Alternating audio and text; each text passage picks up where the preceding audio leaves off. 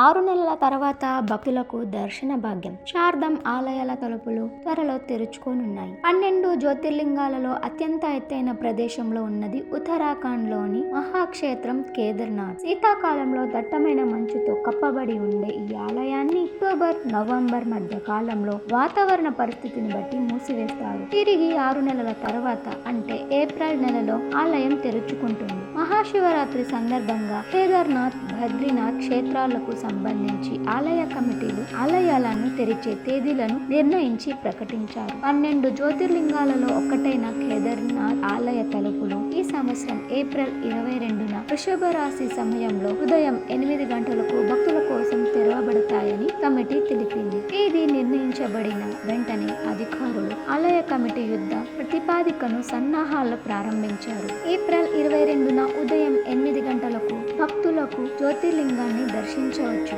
సుమారు 9.5 క్వింటాళ్ల పూలు అలంకరించబడిన ఓంకారేశ్వరి ఆలయం రికార్డు సంఖ్యలో వచ్చే యాత్రికులు ఎటువంటి సమస్యలను ఎదుర్కోకుండా ఉండేలా ఫుట్పాత్లు, వసతి, వైద్య సౌకర్యాల మరమ్మతుల కోసం ప్రత్యేక ప్రణాళికను రూపొందించారు.